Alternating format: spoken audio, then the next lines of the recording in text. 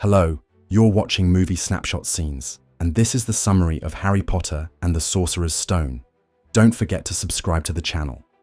A long time ago, in the quiet town of Little Whinging, an orphaned boy named Harry Potter lived with his cruel aunt and uncle, the Dursleys.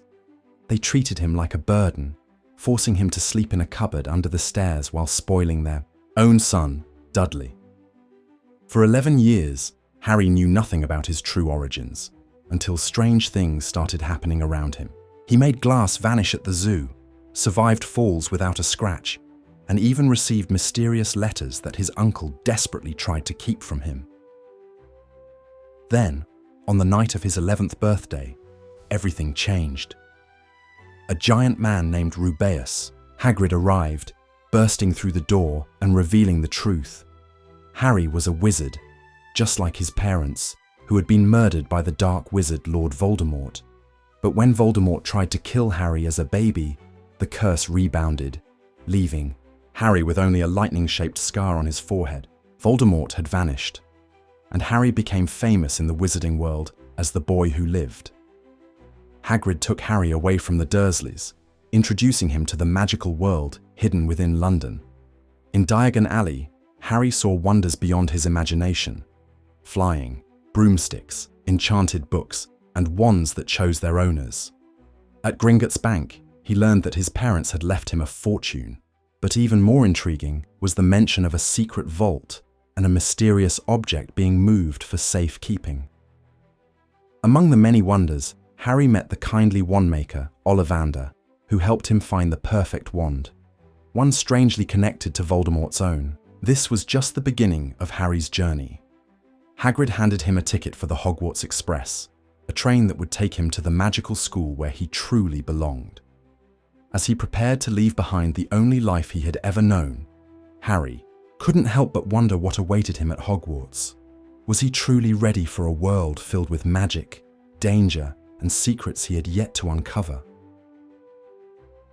On the 1st of September, Harry Potter stood in the middle of King's Cross Station, confused. His train ticket said platform 9 3/4, but there was no such platform in sight. Just as he was beginning to panic, he overheard a kind-looking woman telling her children how to get onto the platform. She introduced herself as Mrs. Weasley and explained that he needed to run straight at the solid brick wall between platforms 9 and 10.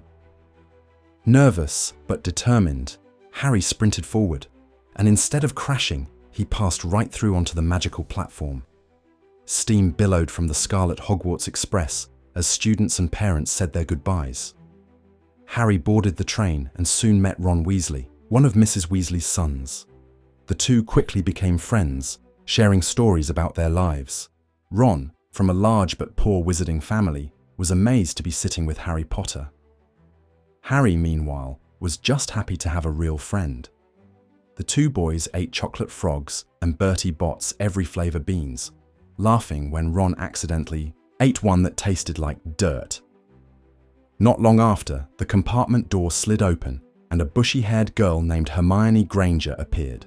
She introduced herself in a bossy but enthusiastic manner and proudly demonstrated a spell she had already mastered. Though she seemed a bit overconfident, it was clear she was incredibly smart. As the train sped through the countryside, excitement grew. When night fell, they arrived at Hogwarts and were led across a vast, dark lake in small boats. The towering castle shone in the distance, its many windows glowing warmly.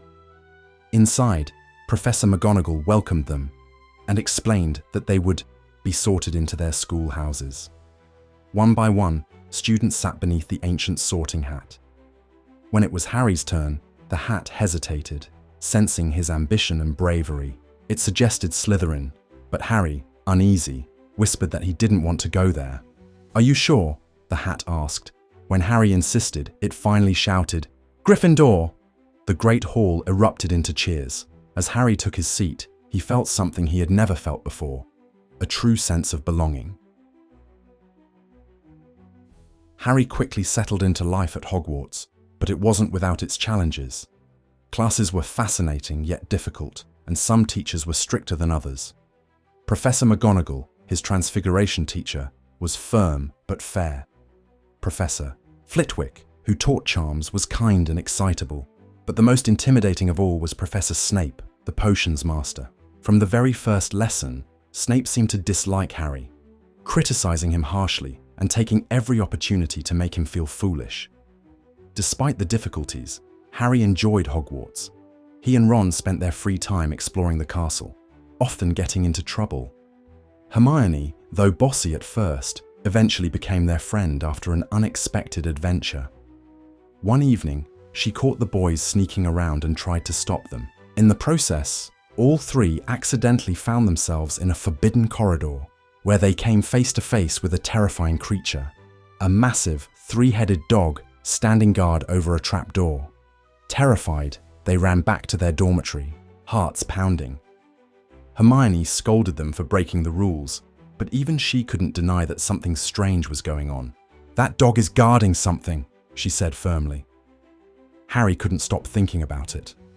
What could be so important that it needed such a fearsome protector? Meanwhile, Harry's skills on a broomstick led to an unexpected honor.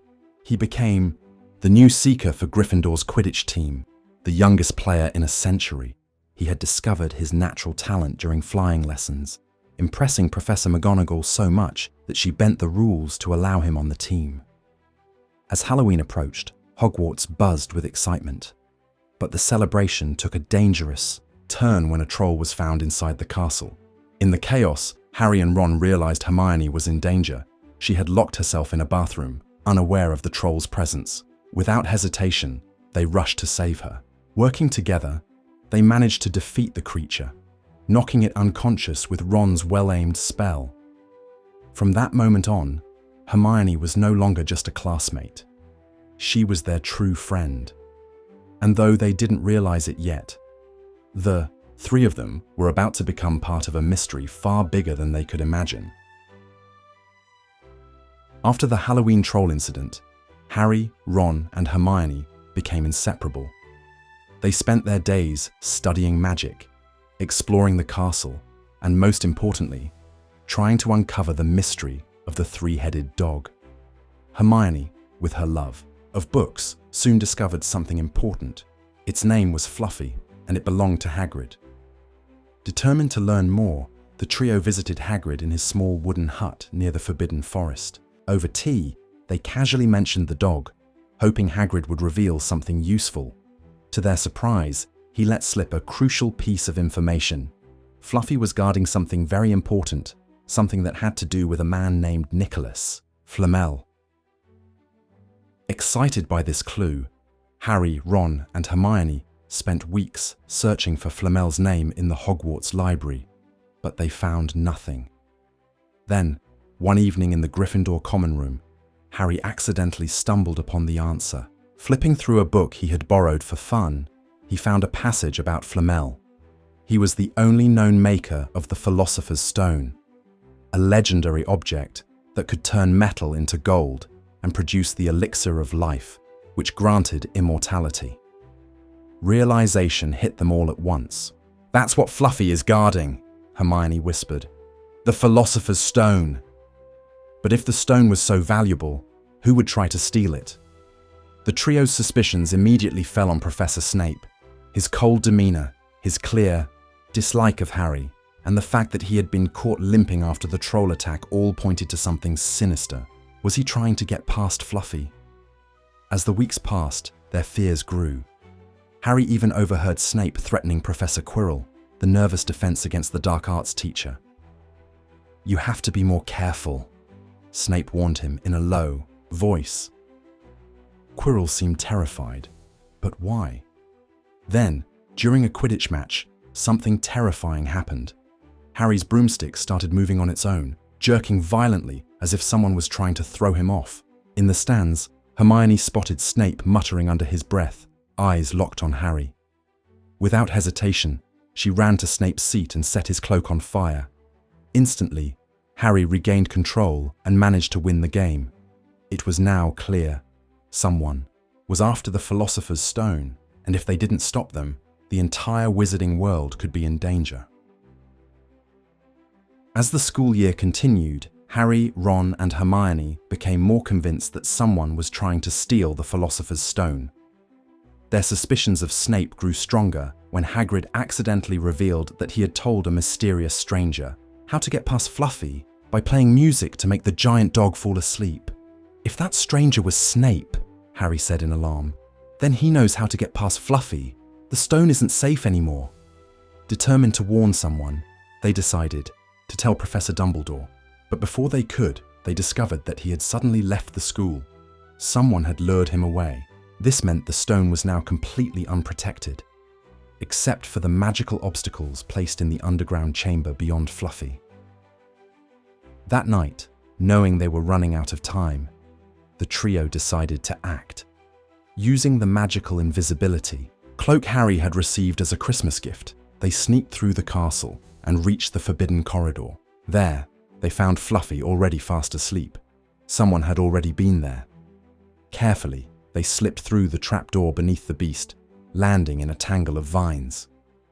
Hermione quickly recognized it as Devil's Snare, a deadly plant that tightens around those who struggle. Using her knowledge of spells, she conjured light to weaken the vines, allowing them to escape. Moving forward, they found themselves in a room filled with hundreds of flying keys. One of them would unlock the door, but they had to catch it first. Harry, being a skilled flyer, jumped on a broomstick and chased down the correct key, unlocking the door just in time. The next challenge was a life-sized wizard's chess game. The only way forward was to play and win. Ron, an expert at chess, took charge. He directed the pieces with skill, sacrificing himself in the game so Harry and Hermione could proceed. With a final move, they won. But Ron was injured and had to stay behind. Now, only Harry and Hermione remained. The final test was a logic puzzle involving potions. Hermione, using her sharp mind, solved the riddle, allowing Harry to move forward alone. Taking a deep breath, Harry stepped into the last chamber, knowing he was about to come face to face with the person trying to steal the Philosopher's Stone. Heart pounding, Harry stepped into the final chamber, expecting to face Professor Snape. But to his shock, it wasn't Snape at all. It was Professor Quirrell.